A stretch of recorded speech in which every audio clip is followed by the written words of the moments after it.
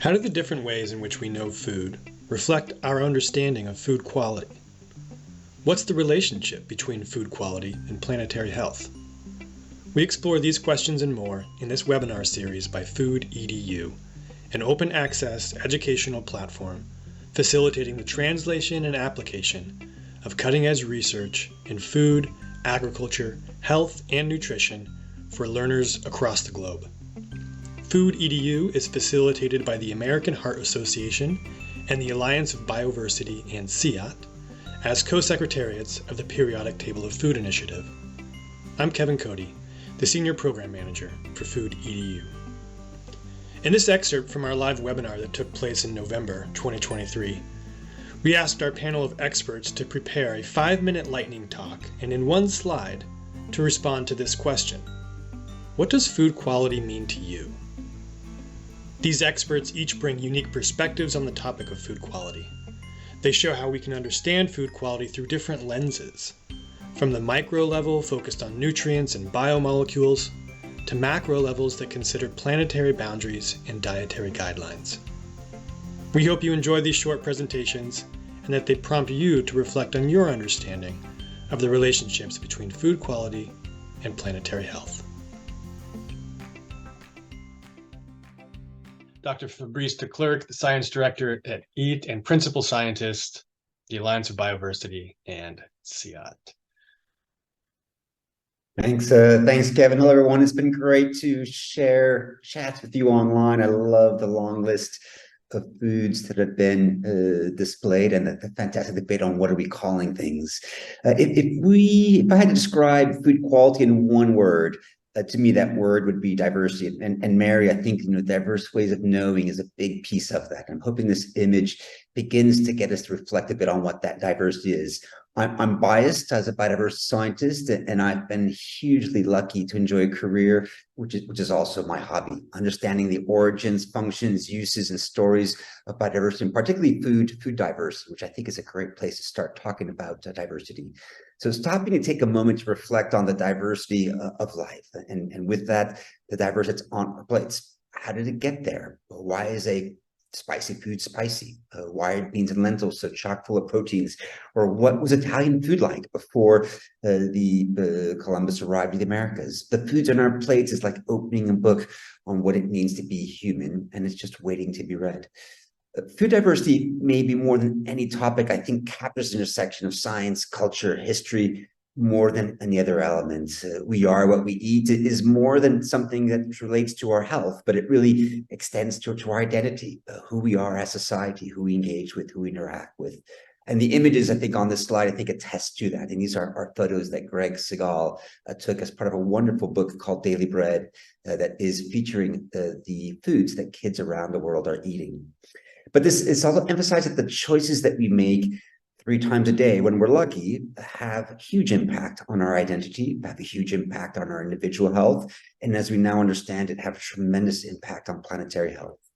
So let me talk to each of those very, very briefly. So food diversity.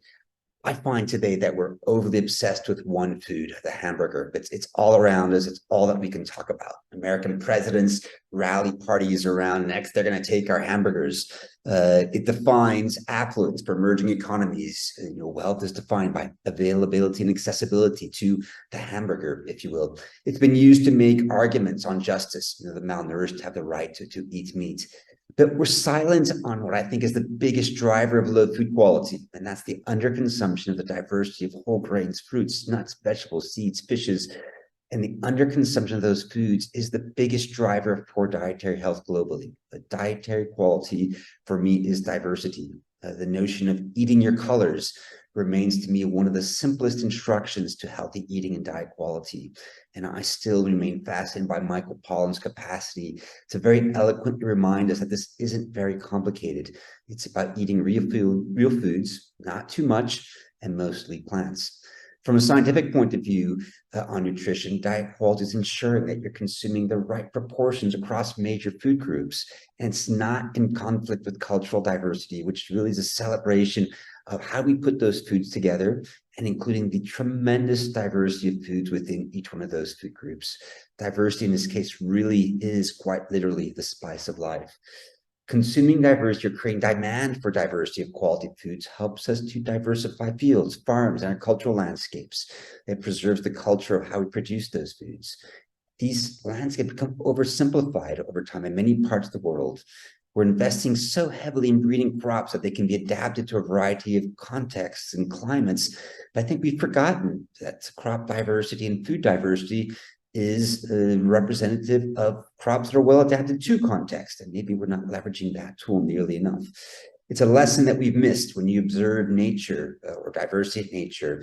This huge diversity, each species an individual lesson on adaptation to a specific context, and a reminder that there are many ways for us to adapt to that context.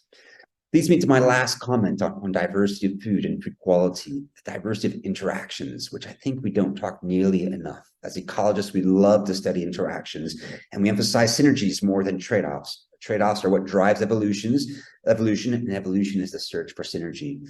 Take the spicy chili pepper, for example. Where does that spiciness come from?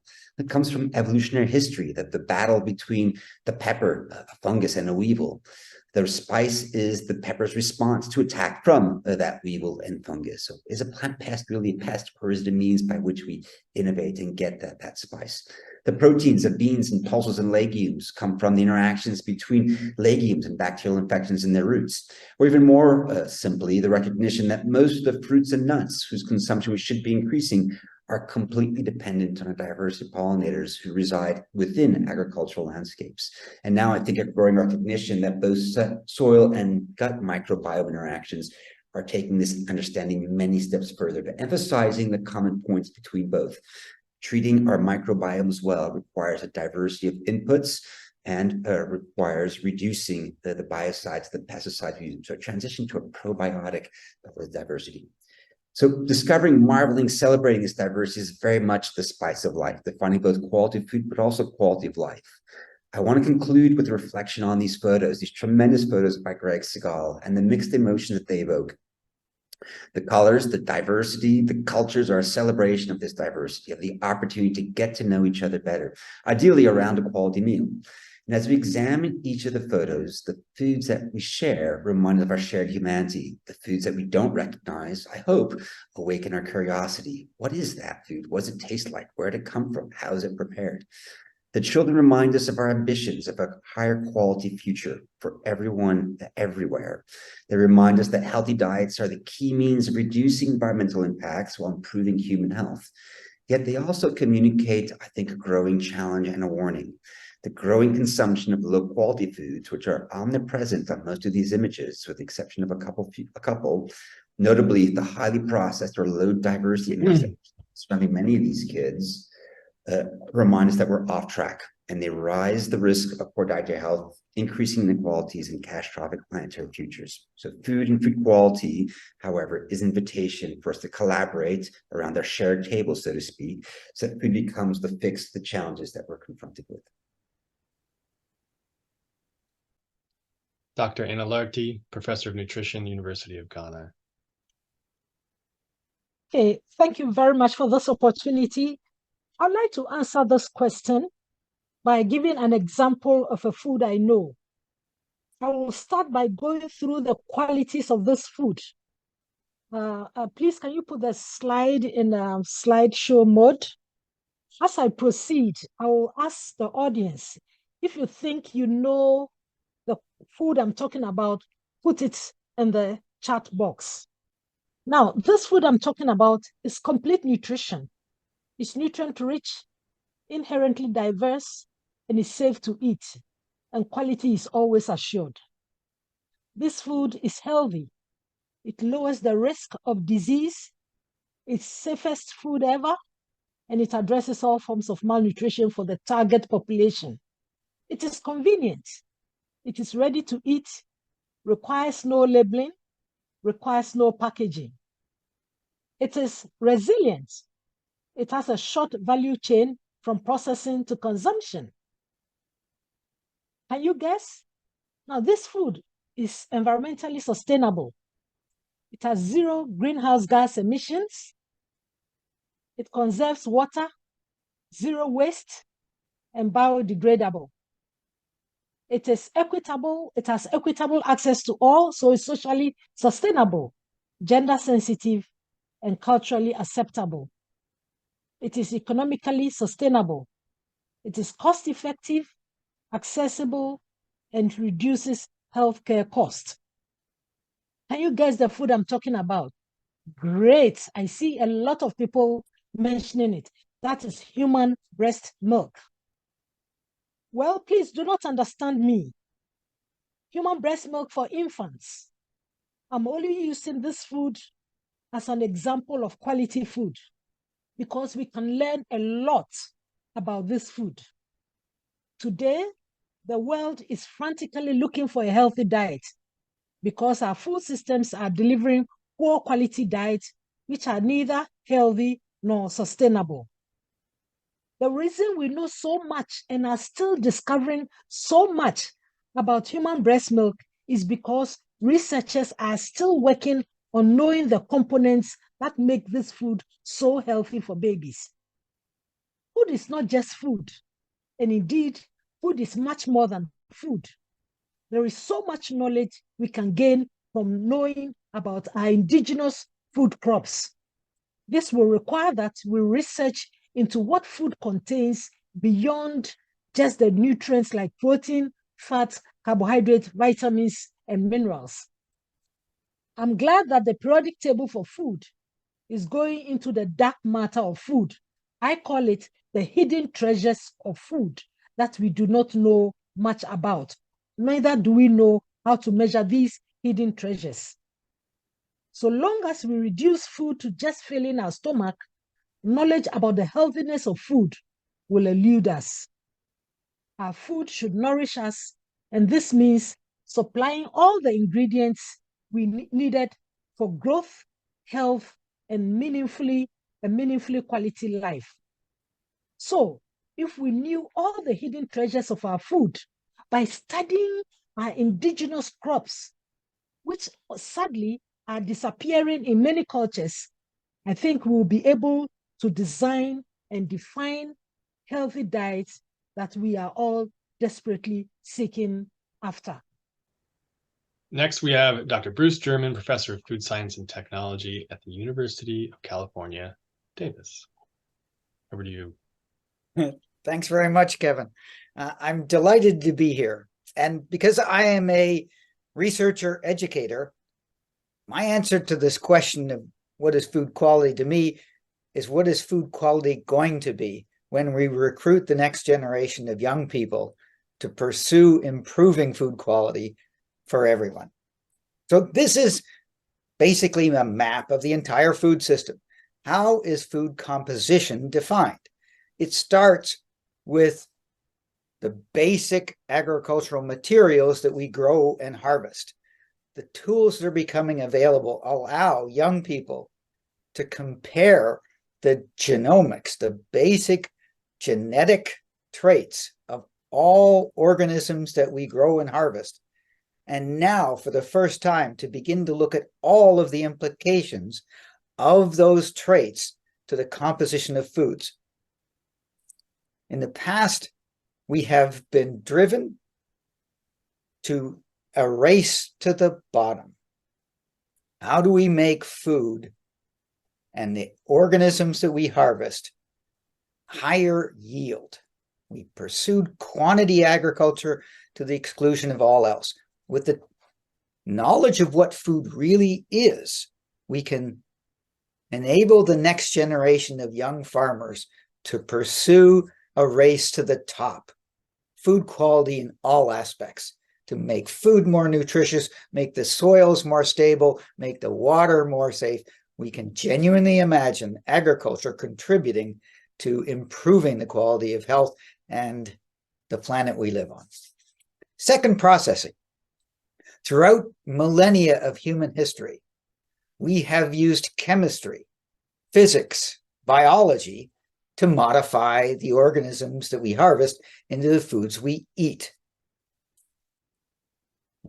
With the enabling power of the knowledge of the composition of food materials, from the agricultural crops we grow to the foods we eat, we can imagine the next generation of chemists, of physicists, of biologists, microbiologists. We have used chemistry to modify foods, salts, acids, water, and oils to modify composition. What's next? Physicists, we have used disruption. We have used separation. We've used heat and boiling to modify foods. What's next? Biologists, microbiologists, we have used yeasts and molds, bacteria, various microorganisms to modify the composition of foods. What's next? And finally, I want to talk about health through diets. The remarkable success of the branded food product business model has had wonderful consequences to the safety of food. But as one unintended consequence, it has led to the perception that foods are in and of themselves valuable for our overall health. What's really important is the ensemble of foods, our diet. Diet drives our health. No single food is going to make us healthy. No single food is going to improve the quality of our health. It's the ensemble. Unfortunately, up until now, we couldn't imagine being able to take the composition of all foods that we consume and build an ensemble of components so that the entire diet satisfies our needs for overall health. That means that we're going to have to build data and then find the pattern in the data of food composition that people consume to be able to relate that to their health outcomes. What that means is we have to build data, and then mathematics is going to have to find a way to interpret complex patterns. If only mathematicians had come up with a new way to analyze data for pattern recognition. AI is perfectly suited for this new future. And there is a metaphor for a knowledge-based diet system. Google Maps. Imagine this remarkable innovation, all made possible by a database of streets and roads and highways publicly accessible in the cloud. And then you take your personal device and the algorithms in that device to interrogate the cloud and answer a simple value proposition. Where am I now? Where would I like to be? How do I get there? Now, imagine the next generation of innovators in the food quality space, assembling diets using computational approaches so that everyone in the world can solve for their health using the foods around them in their local environment, so that those diets are simultaneously nourishing, stable, safe, sustainable, and, oh my gosh, personally delicious. I want that future. Dr. Barbara Burlingame, Professor of Nutrition and Food Systems at Massey University, among other things. And Barbara, I will turn it over to you. All right. Thank you, Kevin. This is a very difficult topic to address in only 5 minutes, but I'll give it a try. I'm a nutrition scientist, human nutritionist, and therefore quality means adequacy of nutrients. It always has. Fully half of my 35-year career was involved in food composition work. That is measuring individual components of food. It is considered a reductionist approach, and it's something that popular food authors like Michael Pollan, for example, calls nutritionism. And this continues to be the health sector model for nutrition, the individual nutrient. I worked at FAO for many years, where quality meant adequate food availability, calculated as dietary energy supply, and this is the measure of food security. So food is the basic unit of nutrition for the agriculture sector. But we live in a time of planetary crises, and therefore quality means not just nutrients and not just food and not even just diets, but sustainable diets. And with this as the model of good nutrition, I credit the environment sector that came up with something that allowed me at FAO at the time to include biodiversity for food and nutrition into the nutrition division's program of work and budget. And that was what they called the cross-cutting initiative on biodiversity for food and nutrition in about 2004. So by definition, sustainable diets are nutritionally adequate. They're respectful of biodiversity and ecosystems. They're economically fair and affordable, and they contribute to both human and planetary health. Now, I will qualify this in a minute, but I reject the nutrient model. You see, the first bullet point is quality is a term that's used by sectors. It's also abused by sectors. And I reject the abuse of the nutrient model of defining quality by a tiny subset of known nutrients. And this has enabled a whole range of ultra-processed foods to be deemed high quality through front-of-pack labeling and nutrient content declarations on back labels. I reject the food model where the mantra of the food industry and dietitians and nutritionists working for the food industry would declare there are no bad foods, only bad diets. Well, there are bad foods. And also this food model values production above all else, ever increasing yields, requiring ever increasing inputs of agricultural chemicals and other resources. What I embrace is the sustainable diets model where nutrition and food systems, ecosystems are linked. Now, I said I reject the nutrient model, but what I support fully is analysis of nutrients. It's important for characterizing ecosystems and for their ability to produce sustainable diets. We can call it quality, but nutrient analysis has underpinned and provided value for research areas on sustainable diets, on biodiversity for food and nutrition, and on traditional food systems of indigenous peoples.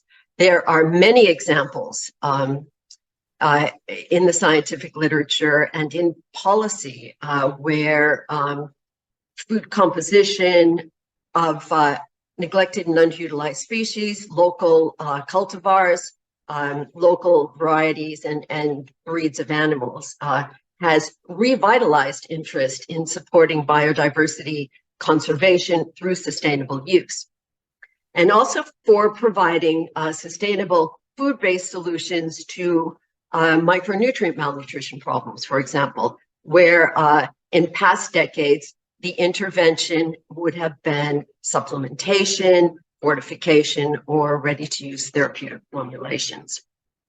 So the illustration here is the Mediterranean diet pyramid. This pyramid is an illustration of what I consider to be quality. Noting the Mediterranean diet is applicable specifically to the Mediterranean region, with only the principles applicable to other parts of the world, and thus an illustration or a model of sustainable diets. It espouses the Greek meaning of diet. You can see it as the second bullet point there, a way of life. And if you read the small print, you will see it includes physical activity, biodiversity, seasonality, local, traditional, ecosystem friendly, and very importantly, and this is my last point, it speaks to many aspects of sustainable diets and sustainable food systems, including food losses and waste, where it states, this is one of my favorite statements, serving or portion sizes based on frugality. And that's my 5 minutes. Next up, Chef Alejandra Schrader, plant-based nutrition certified chef, author, and activist. Thank you so much for the opportunity. Definitely my concept of food quality has been influenced by the different ways in which I have come to know food. As a chef, of course, the first thing that comes to mind is the food quality is defined by its flavor, by its texture, by its aesthetic.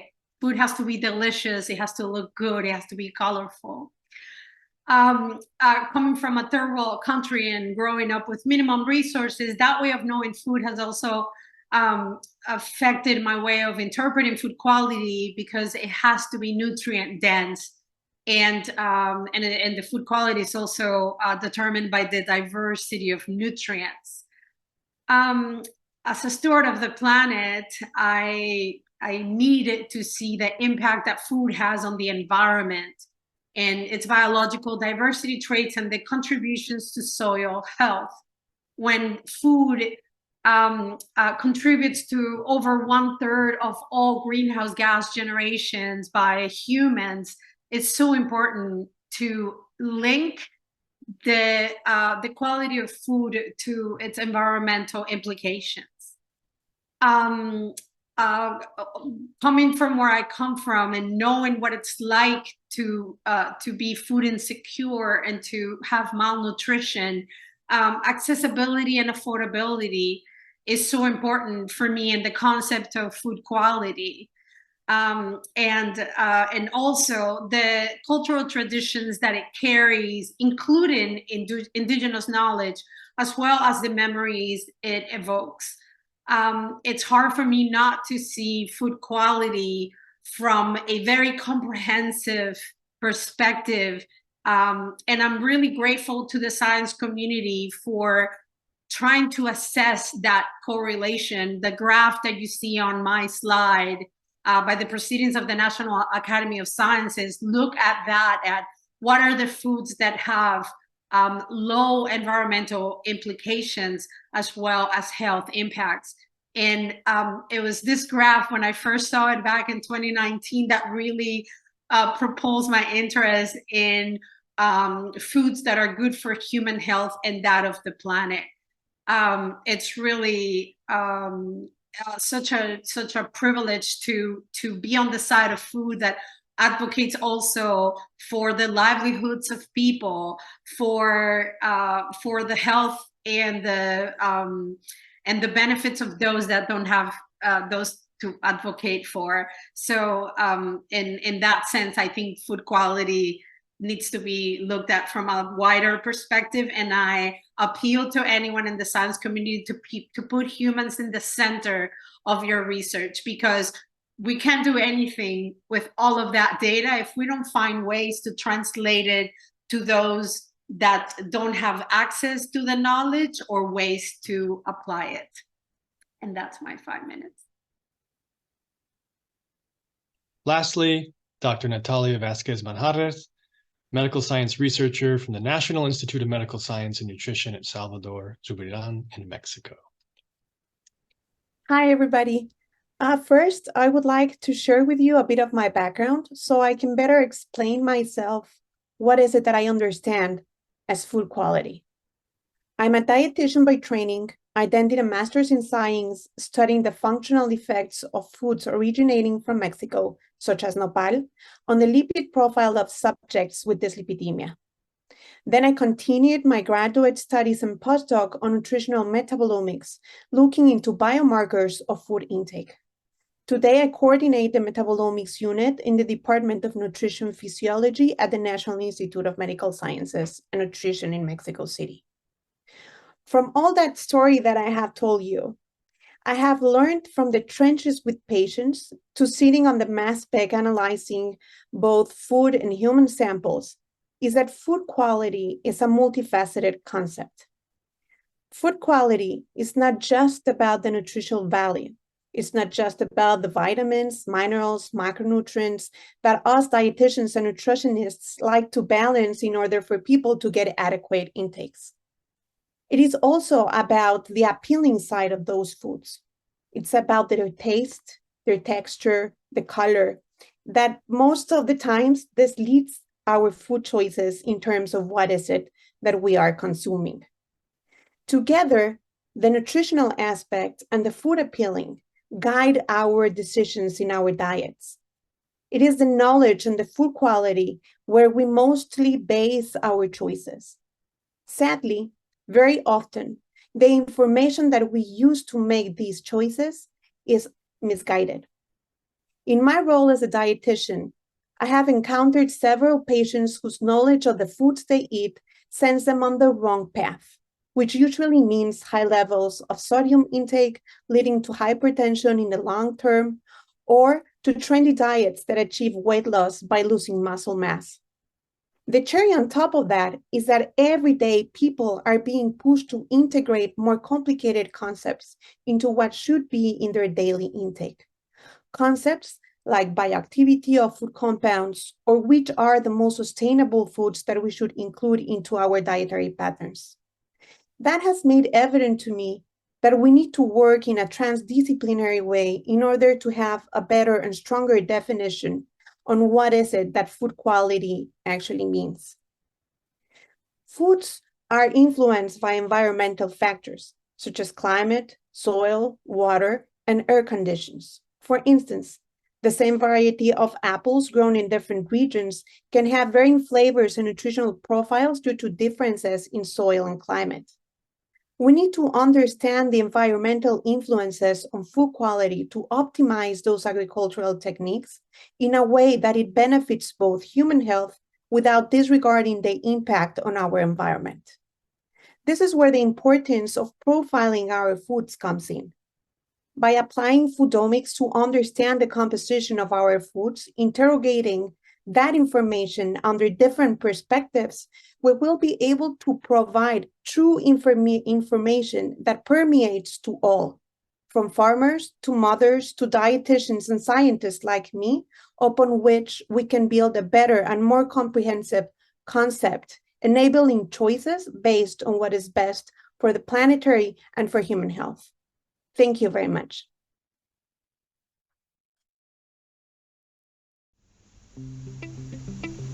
Thanks for watching. Please be in touch to learn more about Food EDU.